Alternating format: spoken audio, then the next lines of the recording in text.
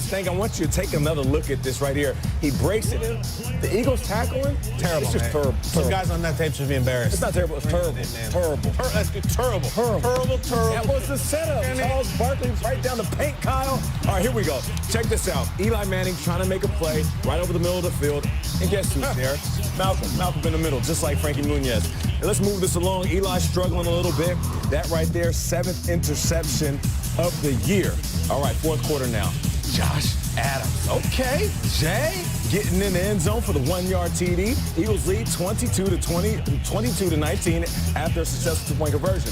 Look at the back of the end zone right here. Odell Beckham looking for the ball. OBJ, he's sitting there thinking, OMG, a little tug and pull on the back of the jersey. You got to call that. I saw it. Ref, why didn't you see it?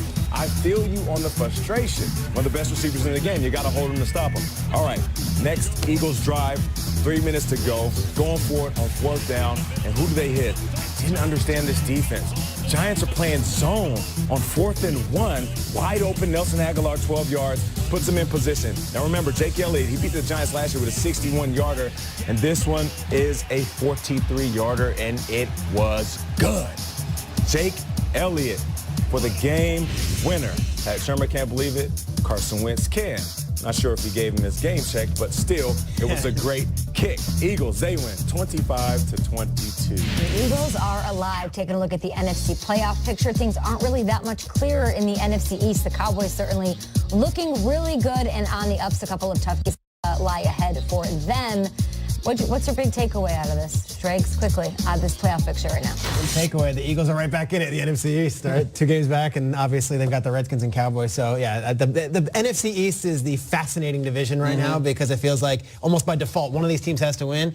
The Cowboys are streaming. They're looking good, but Eagles, don't get hot. Don't let the Eagles back in the door.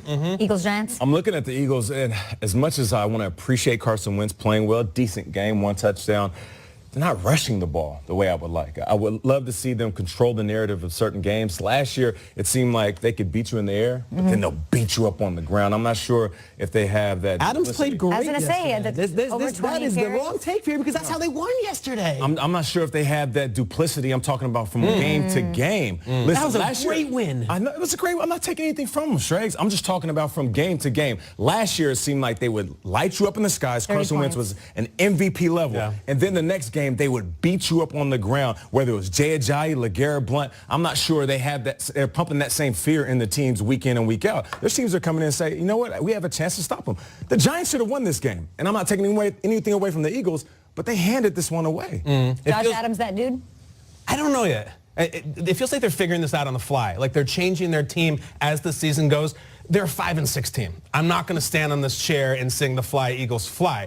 But if you're the Cowboys, you badly want to see them lose that game. You want the Eagles to be dead and out of this thing. You do not want, because you know that they have it in them somewhere. You know they're better than they're playing. So if I'm the Redskins or the Cowboys, I want the Eagles out of the picture.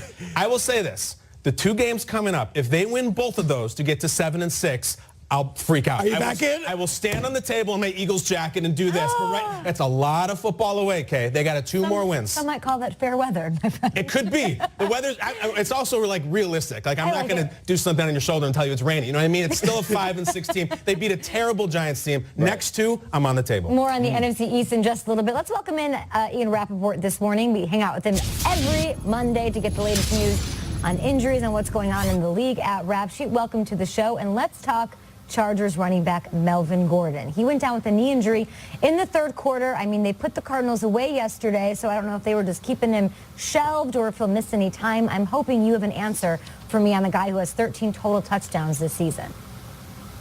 I have an answer, Kay, and it's not a great one, but considering how bad the injury looked for Melvin Gordon, a leg whip from Robert Nkemdiche that knocked him out of the game, it's at the least not the worst case scenario. So what I am told is that Melvin Gordon has a grade 2 MCL sprain in his knee. He's going to be out a couple weeks. He had the MRI last night, so this is the diagnosis.